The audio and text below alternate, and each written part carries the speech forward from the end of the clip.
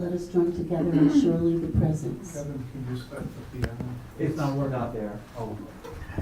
Yeah, we hired you. Does everybody hold hands? It's on number 2 now instead of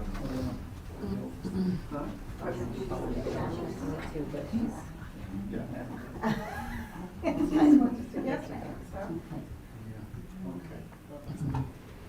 Surely The presence of the Lord is in this place.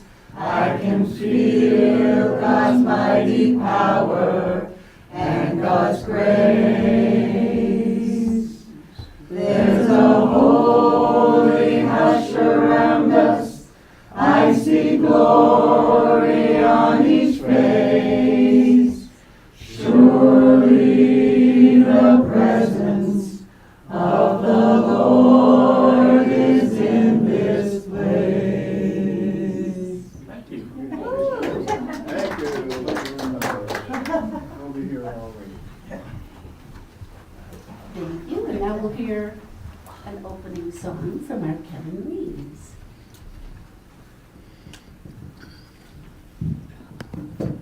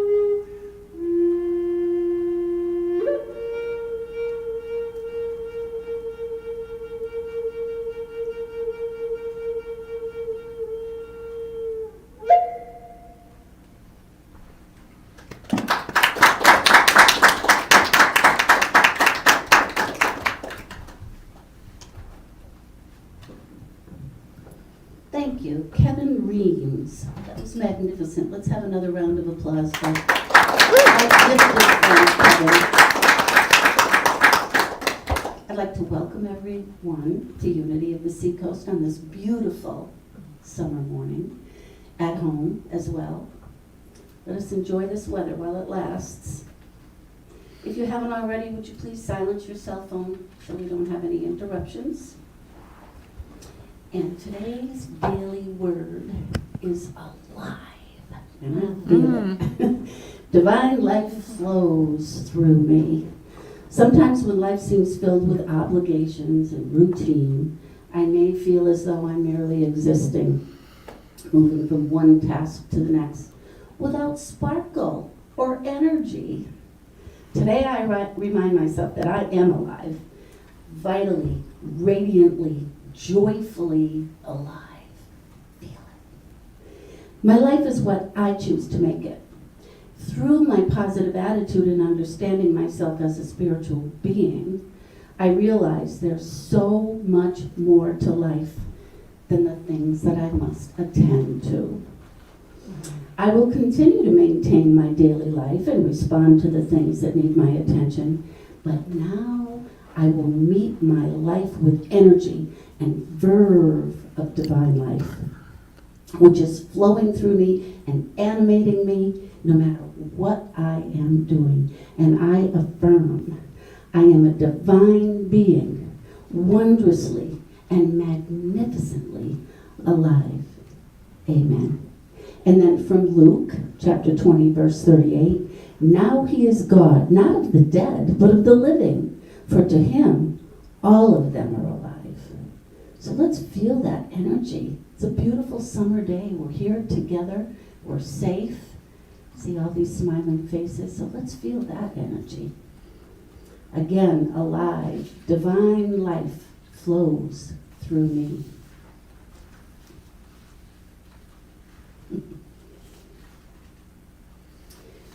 We have a mission statement. And I would love it if you would say it along with me at home and here. We are a loving, nurturing community dedicated to being a positive path to spiritual living, to awaken oneness with God within us all. We dedicate this year to activating the abundance and prosperity in our lives with gratitude, love, action, and connecting to the divine within us and the world around us. Thank you. So after the service, this mission statement comes alive because we get together as a community and truly live that. We talk to each other, we discuss different things, we support each other, and we love each other, and we listen with our whole heart. So we broadcast live on Facebook and our YouTube channel, which you probably know at home because that's how you got here. So you simply go to our webpage, unityoftheseacoast.org. You can scroll down the links for whichever software you prefer to use, and you can find live services, but you can also find past services. So please join us in any way that you can. There's also on that page, you won't be surprised, at the bottom is a blue button, donate. And I know everybody's kind of asking for money right now, but we do feel that our mission is a very broad spectrum, and we could use your support to expand our net of love and community. So thank you. If you prefer to mail a donation, our mailing address is Unity of the Seacoast, McConnell Center, Suite 246, 61 Locust Street, Dover, New Hampshire, 03820. So we got lots of stuff going on, lots of fun things, community things to do. The best thing to do is to go to our meetup page regularly and you'll get all of the details. But for a brief overview, we've just slated on August 24th, we're going to have a community barbecue at Frank and Ginny's in Exeter. And again, for more information, probably by this coming week, we'll have that on Meetup. And today, from noon to 3, is Acoustic Music Circle. and our very own Tom will be leading it. We have lots of other people come in. Our first Monday meditation of August will be August 5th, and that's at 7 p.m., and it's on Facebook Live only, but please do join us. We need everyone's energy and vibration to lift this world. It's a team effort, so we need you all. And then on Wednesday, August 7th, we have a Reiki share here. Whether you're a practitioner or you would just like to receive some Reiki energy, just please come down from 3 to 5. We have multiple practitioners, and we usually end up being able to give Reiki to the practitioners as well, which is nice. Tom's talk next week will be Genesis, male and female, and what it means. And now we come to our Namaste, which I think most of you are familiar with. Namaste is a Sanskrit word meaning the Christ in me sees the Christ in you. The Christ is the teacher, the loving mentor. It's not a name, it's a title. But the Christ in me, which we all have, sees the Christ in you, which you all have. So let us stand and greet each other with a Namaste.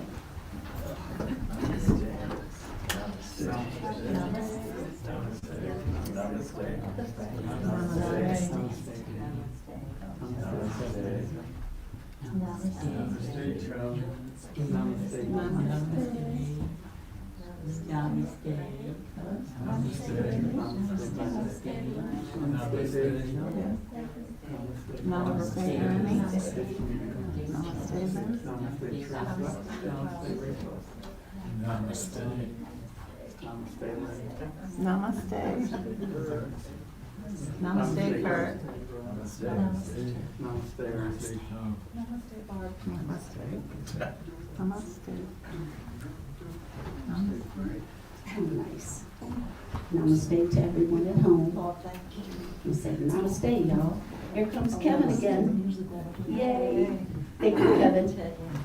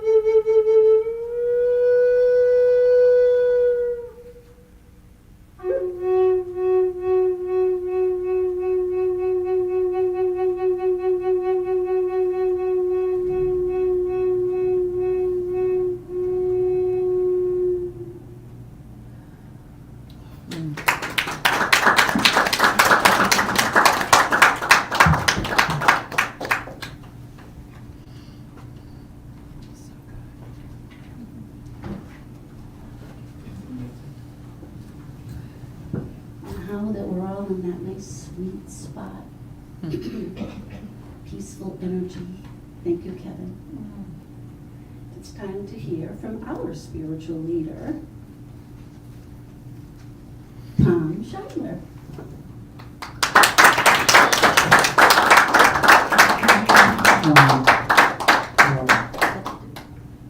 Good morning, everyone. Good Morning. The sweet spot that she mentions, that's what I look for when I'm riding my motorcycle. That distance far away from the car in front of me and so far away from the car behind me that I just have this nice, comfortable sweet spot. Hope you guys don't mind. I'm going to sit today. I'm just quite winded for some reason. Kevin, that's amazing every time. I like sitting there because I can hear it reverb around the room. What was that last song? That was a piece by a woman named Mary Youngblood called, I think, The Gathering. Okay. I wouldn't mind if you wrote some of those down so I can listen. Oh, sure. Yeah, thank you. Today's talk is about words. And it's fairly important. I mean, we use words all the time, but it's fairly important right now because we get fed words every avenue we look at, through advertising, through political comments, through opinions. Just, you cannot go anywhere without being flooded.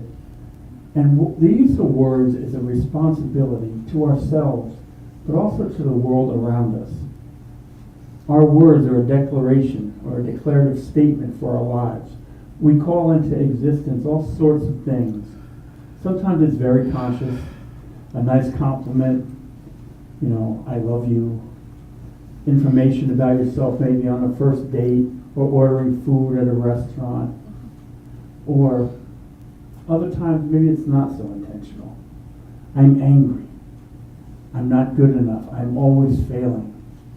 Or even the criticism that we offer to other people often says a lot about ourselves and calls into existence how others treat us.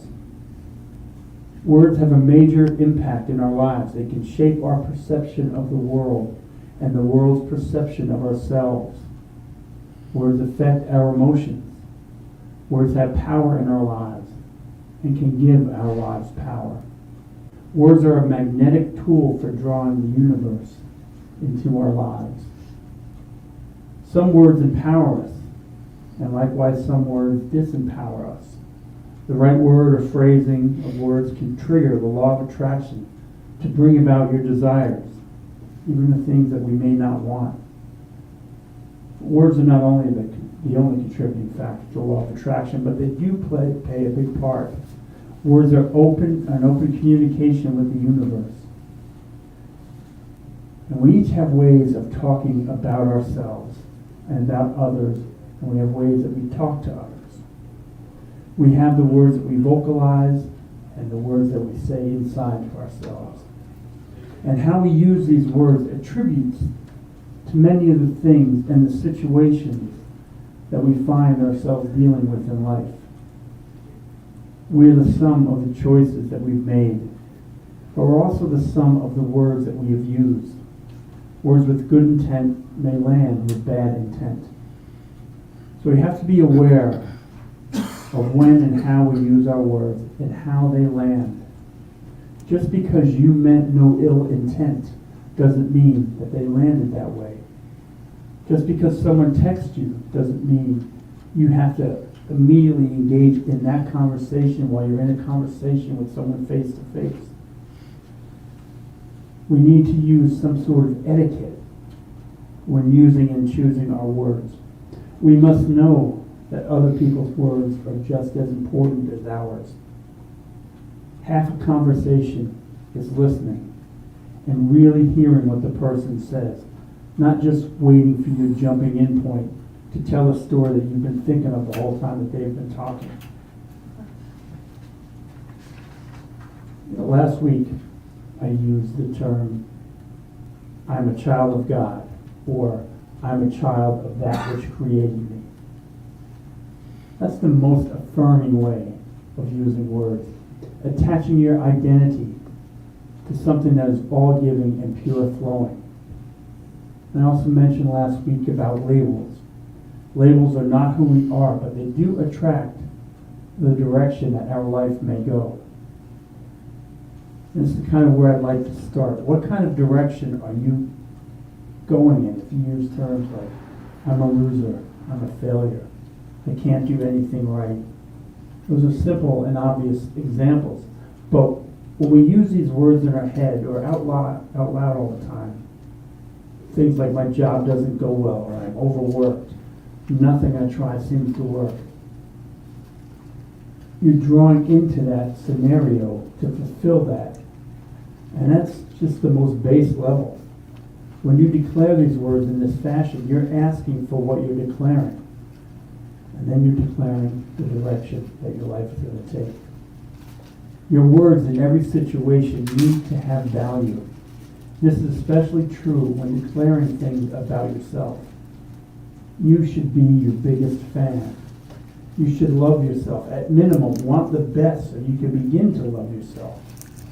If any of that's true, then why declare things into your life that don't align with that? Do you want to be an ugly person? Of course not. Then stop telling yourself that you're ugly. Do you want to be depressed? Stop telling yourself, I'm depressed. There's more underlying causes of depression. But stop telling yourself, why add to that burden? Why draw more into it? We add negative aspects to our lives by the use of negative terms. We either color the fabric of our lives in bright, happy colors or darkness. This is Metaphysics 101.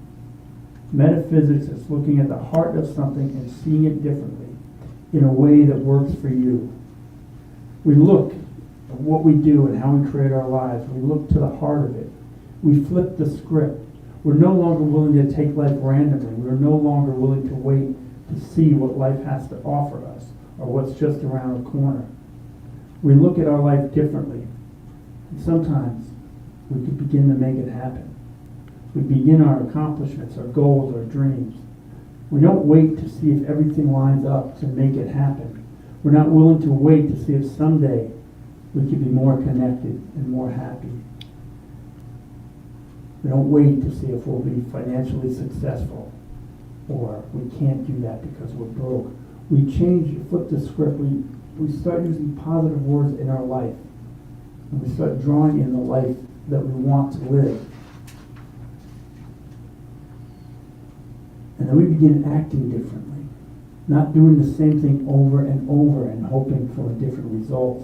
When you fill yourself with a positive energy about you and the world around you, you cannot help but to act differently.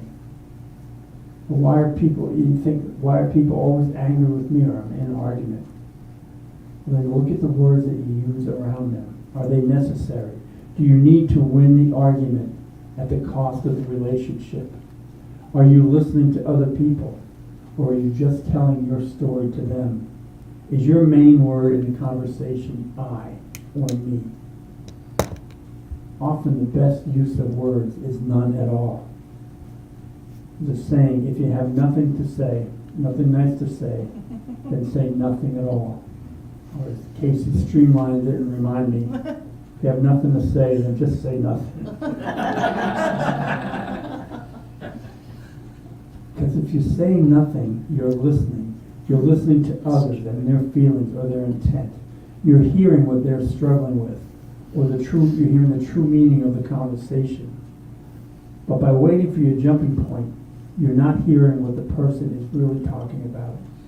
You've taken the conversation from a talk to a tennis match. And it's not fun for the other person if that was not their intent. A good conversation, we do this in good conversations or critical ones. We have to win the match. We have to have the best story or the best laugh. We have to win the argument because we cannot tolerate to face what the other person has to say. For some reason, we tune out. So we'll lobby back. And, if it's in an argument, we'll lob back something that's more cutting to win that. In an attempt to wound the other person. Conversations need to be active. They need to be people listening. It's just not my story tops your story, your story tops my story. Well, you hear this. Oh, I thought of that. Because when you're thinking of those in your head, you're not spending the time to listen to the true intent of the conversation. I can tell a wise person by how much silence they use before responding. I can tell a wise person by how many times they don't use the word I or me. Not using words allows us to listen to that still, quiet voice within ourselves as well. If our mind is so full of self-chatter, how can we sort out what our spirit is telling us? Our spirit is not telling us negative labels. It's not telling you that you're worthless or depressed or ugly or a failure or any other negative words that you can come up with. Our spirit offers us insight. It offers us wisdom. And it takes quiet to hear it. I do a meditation most weeks here, but it's guided because I talk during the whole thing. Because if I just do 20 minutes of silence, people at home are just going to shut it right off. But I do take time during the week, 10 or 15 minutes when I meditate, to hear that silent voice, to just calmly listen to what's going on. And sometimes I may not get the voice when I'm meditating, but I've slowed my mind down enough where when that voice has something to say to me, I'm available for it. So I try and choose my words. When I do the meditation, I try and choose my words, but it's not the same as a silent one. Your spirit wants to talk to you. It misses you. It wants to have input in the direction that your life is going. It knows you better than you think. It's not the rationalizing part of you. It doesn't do that. It just has your best interest in mind. And at the same time, it has your best interest as a connection to the world around you. And it helps you make the path you're on more harmonious. Your spirit doesn't use terms like me, or I. Your spirit works on the us level, that connection, that all-encompassing love to the universe and to the world around you. It's always evolving to show you the now and to make the best of the now. So take time to listen to it. It's lonely. It doesn't want to sit there quiet. It wants to have that conversation with you. Don't always think that you know more than it and operate in spite of that inner voice. I know so many people who, they know what their voice would say, but yet they rationalize it away for the world around them. Oh, I can do this, I can do this. Oh, I can't do that because of this reason right now. And you hear it and you're like, no. And we do that for ourselves all the time. Take time to listen to that voice. When you listen to your spirit, you begin to be one with love. And you realize that you're starting to live in the moment and enjoying each moment. And changing your wording is like, you know, working on a metaphysical level. It's like learning a new language. You have to learn the language of metaphysics to attract stuff. Dos cerveza, mucho taco, que pasa. That's the extent of my Spanish. 2 beers, much taco, what's up? Wo is Hano, comes Spain. Where is Hano, he comes later. That's the extent of my German. Lesson 1, day 1 of my German course in high school. That was the first page on the book. That was all I remembered from that. And my French is worse. I only know one French, and it's been told it's not really French, but gibberish. It's a response when your dad asks you what you're doing in the bathroom. Oui, poo-poo, papa. And you need the accent to say it. Learning another language is hard. Using words with intent is also hard. It's like learning another language. Fortunately, we do know the words. The meanings of the words and phrases we use, though, they become different. We learn that we need clarifying words, so we don't attach the label to ourselves. You say things like, I am tired all the time. It's a simple statement, not a lot of impact, but if we change that from a label by adding the word feeling to it, I am feeling tired all the time, or I am feeling ugly, or I'm feeling weak, whatever, we don't attach it to ourselves. We just explain what's going on with us. But when we say I am and then directly attach it to ourselves, it can become part of ourselves. So take a moment to be silent before you speak. Even if you're speaking to your inner voice, begin to speak in a new language about yourself. If your words are attracting a negative energy to yourself, then don't say it. Think of a way to rephrase it so that the universe can respond in kind. Even when you're joking, the universe is not funny. It has no sense of humor, unless it has sarcasm. You tell yourself I'm broke, the universe is going to say, right, you're now broke. If you tell yourself I'm fat, it's going to say, ha, you are fat. And it may add stuff to it. Not only are you fat, look in the mirror, you're going to notice the pimple on your face or the flaw in your hair, the bags under your eyes. The universe is going to get you. It's going to tell you your nose is bigger. It's going to tell you your arms are flabby. If you start self-criticizing, it will throw it all at you. But if you just see the world and act in a positive way and speak about it positive, it will do the same thing. It'll throw it at you. So slow down and think before you speak or use words. Don't give the universe a chance to fulfill what you don't want. Look, we all have times when we don't feel our best. But we don't have to stack the deck against ourselves in those terms. Speak positive in those terms, in those times as well. Like all new languages, metaphysical language comes with different words. Words that we probably know, we probably use them, and maybe we're not so comfortable using them. But we need to incorporate them in our common everyday language. You know, here we use words like affirmation, love, and joy, and healing. But there's other words like liberation, or limitless, or fun, or resilient, or radiance, or magical, or uplifting, or serenity, or courage. And that's only a partial list. But get used to incorporating these words into your vocabulary. You'll find words that fit your style of talk and fit your comfort level. I'm limitless.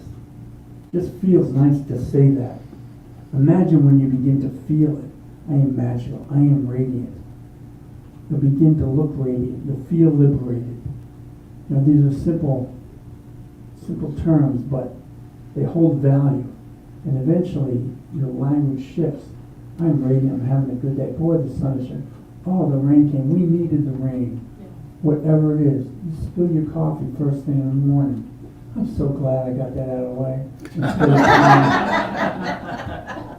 Instead of saying, great, my day's shot. You know, stuff is going to happen, but we are how we react to it. Yeah. And part of how we react to it is our words. And our words can set the tone for someone else. If I was to just spill my coffee and start screaming, I've shot her morning as well. And when we do this, like we're in line at a supermarket or at the customer help center, we can make things happen in our lives by the way we treat the people that we're addressing. So take time to use these words. Tell the person behind the register, I love that sweater. You look wonderful today. It's nice to see you smile. I always tell people, thank you for your kindness. For me, that fits, and I like that because it's something that they don't often hear, and it changes something in them. We've all told you this story over and over, and it's my favorite story about someone using words really quick. And that was when Casey and I were in New York City, and we're in Whole Foods. And any place in New York is just packed with people for some reason. They go there. But this guy walked by, Casey, and he said, thank you for your smile. Oh. And that changed our attitude, not only for the trip, but since. I mean, we still think that's a wonderful thing. It was just a simple use of words. Your use of words with other people create your world around you and then create something in you. That guy felt good. He felt good enough to say it. I always feel good when I'm thanking someone, thanking them for their kindness or their effort. Your words have a big impact on the positivity that flows into your life. The statements don't have to be deep or too long. And get used to it. Just say small statements. Get comfortable saying those things about yourself and to others. Speaking positive words about others. What's the point of voicing a negative comment? Have you ever changed anyone's mind on anything? Criticism can be a little different, but it's only effective if it comes from the heart and really if it's needed. Most criticism don't need to be said at all. If you're offering it to feel better about yourself, don't. If the person really needs it, like they're doing harm to themselves, then offer it, but really step back and think of the intent and the impact. I've never offered criticism to someone and got a positive result out of it. Instead, spend the time listening to what they're talking about. They'll talk themselves into what they need to hear. Their voice will tell them. I don't need to change another person. I don't need to make another person more like me. When people give me criticism, I listen. Sometimes I will incorporate it, but I never take it personal. Not never, but I do my best not to take it personal. And it takes a good effort to override your emotions in these situations. When someone gives you criticism, your defenses go up, and you stonewall, and you lock yourself into your position. Probably would not have locked yourself into that without the criticism. So learn not to take it personal. And when you give it to someone else, understand they're probably not going to like it. They probably don't want to hear it. There are times when someone may need to hear something. A parent to a child, or a spousal relationship. Make sure that intent is for them to grow and for you to grow, and that you've heard the whole conversation. And then thank them. Thank them for their outfit. Thank them for their compliment. Thank them. Notice something positive in them. Don't end the conversation on criticism. Your hair looks not so good as a redhead. Don't end it like that. You want to be fun to be around. You're not fun if you're criticizing people. I complimented a lady last week for walking into Walmart. It was a beautiful summer dress. Way overdressed for Walmart. Especially her husband wearing tank tops and baggy shorts, kind of the way I was, little belly. But I told her what a wonderful dress she had. And her husband's face lit up. She was happy too. So spend more time instead of criticizing, complimenting people. Change the dynamic. Flip the script. And also self-edit the words that you hear when people are telling stuff to you. You don't have to take it. Edit what works and what doesn't. And don't engage in that conversation where, well, or this is why, whatever. Let it go. When you have a moment, think, okay, yeah, you're right, I don't look as a redhead. But take time. Usually the person saying, when they keep offering you criticism, is that they want to matter to. They want to be part of your lives. The criticism may be fair, it may not be fair. But that's your job to just self-edit it and understand that most times it's coming from a place of caring, a place of love. So allow that. And then if they're negative words, they come on a negative plane, don't let it land on your landing strip. Just let it fly by. Let people, give them a break. because you've done it too. You've said things that you thought, oh, I probably shouldn't have said. I thought I was helping, but I wasn't. Give them a break. Give them the same break that you would give to yourself. And then start to use terms about yourself and others that are uplifting. And we know that we can do this because we do this in the way that we speak to kids. We see a little kid, and until they grow enough to make a mistake, and then we criticize them. But you see a little kid, you use uplifting words. Man, Charlie, that's a really good picture. Oh, I love what you're wearing. We can do this with adults. We can raise each other. And we can do it when we talk about ourselves inwardly. Use terms that lift yourself. Use terms that put you on the path of where that you want to be. You want to be a happy person, then call yourself a happy person, even when you don't feel happy. That's the best time to do it. When you're having a rough day, just say, I am happy. And keep doing it. And watch your day flip around. Watch your attitude change. You want to feel beautiful? Then call yourself beautiful. Look, we all can find fault with any part of our body or ourselves. But why? Because we also have the ability to see the good in all and in ourselves. So start at home. Build your happy place.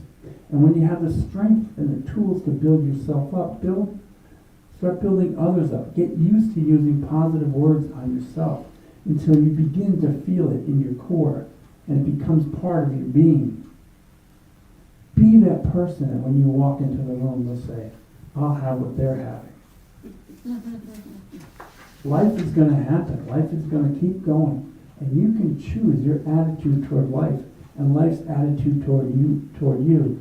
You're worth all the best feelings that the universe has to offer. So grab them. You know, we're all unique. We're all different. And each person can't use comparative statements. Each person is different. So don't compare with each other because we're all designed exactly how we're supposed to be. And we all make choices in our lives. And when you use negative words, like in a comparison statement, what are you comparing it to? Someone who's different? Well, you didn't make the choices they made. You're not as good a basketball player as that person. Well, maybe they practice for hours a day. Whatever it is, don't compare because every single person is different. So don't use comparative words because you're really comparing it to nothing. If that's your goal to be a better basketball player, then make it a goal. But don't feel bad because you're not that person. That person's not you. You're not meant to be them. You're leading your own life. And it turns out that you are exactly you. You're supposed to be you. So if you use comparative words, just compare it to your goal. Oh, I need to be better at that. And then change it. I will be better at that. I will practice this, or I will do this, or whatever your goal is. But don't pick yourself apart because you're not at your goal or you see something you want to change. We all have stuff we want to change. There's not a person in the world who's sitting there thinking, I'm perfect exactly as I am. But the funny thing is, you each are perfect exactly as you are. You're meant to be the person that you're meant to be. So that's your starting point. And then set positive goals about yourself. But understand, you are born from perfection into perfection. The only thing we get to do is to react in a positive or negative way. Choose how you want to react. Learn the new language of positivity, of the law of attraction, the language of inner and outer love. Learn the language of gratitude. You want to change your life? Be grateful for what you have. Why would the universe give you any more if you're not happy with what you got? It's simple, basic stuff that we overlook all the time because we take life for granted. But if we interact with our lives, we speak a language of gratitude and love and declarative statements that are positive, and you get to change where your life is heading. And you get to change your attitude about life. And the words keep you on your path. Thank you.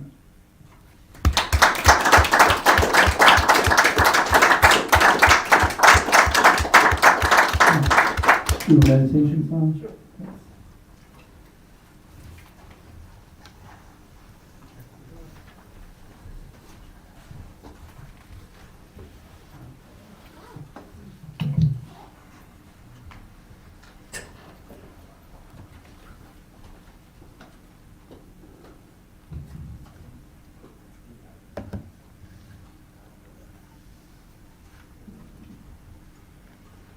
Mm-hmm.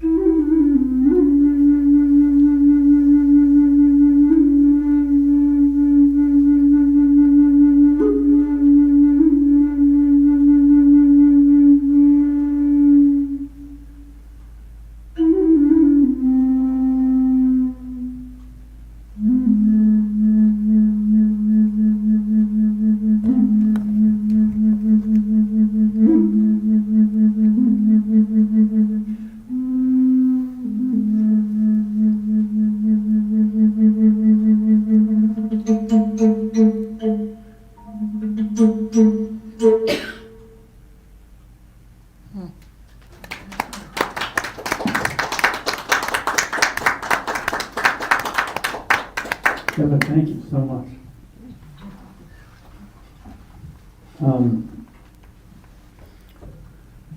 I'm not going to do a meditation because we have 5 minutes left, but I do want to do a very sincere prayer for others.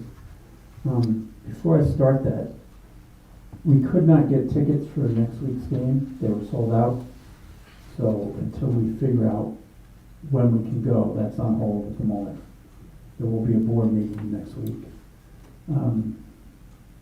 Acoustic Circle follows. I printed 3 books of lyrics of the songs I know. It's 119 songs.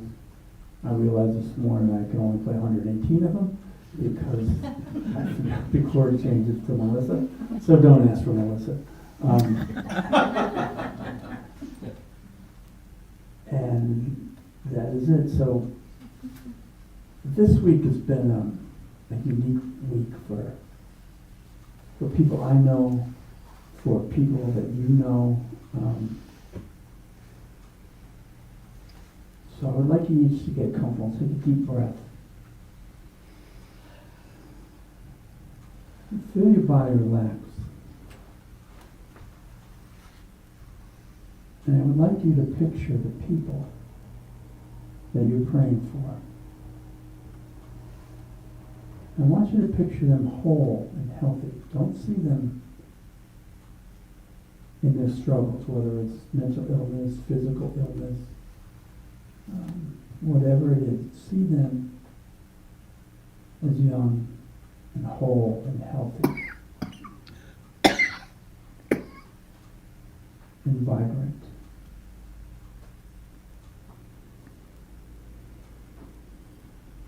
At any given moment in our world, there are people who are struggling to be brave through battles that we may know and we may not know. Struggling to put on a good face to face the world.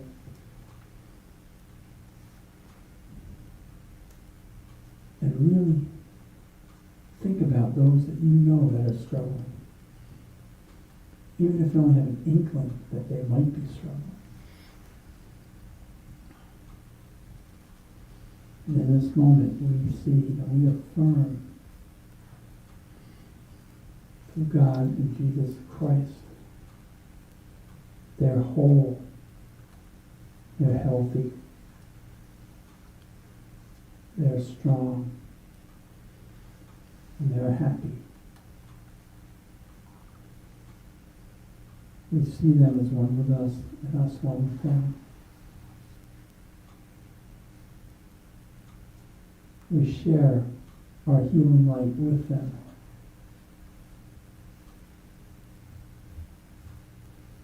And if you're thinking of someone and you have that relationship, I encourage you to reach out, make the phone call, send a text.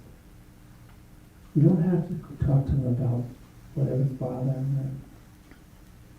Just say, hey, what's up? I was thinking about you.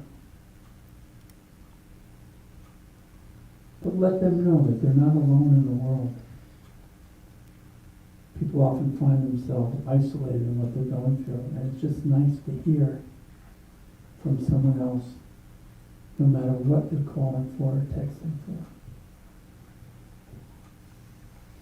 So again, we see them whole, healthy, happy, full of wisdom and abundance and love. And so it is. Amen. Lord, you can join me for the thousand offering.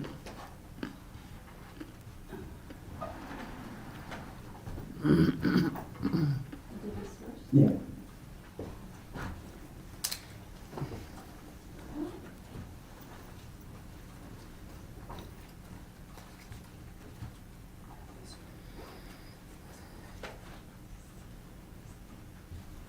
Hey, Sharon.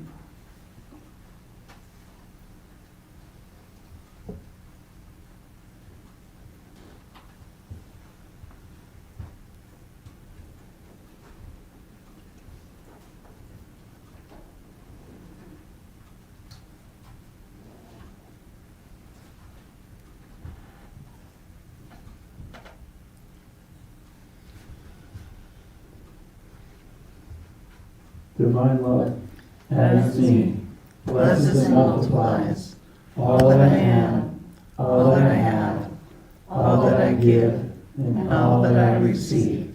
And so it is. Amen. And today we're just going to end the service on the prayer of protection. There won't be a peace song. The light of God surrounds me. The love of God enfolds me.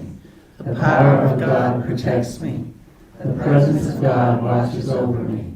Wherever I am, God is, and all is well, and we are richly blessed. Thank you all. Thank you so much.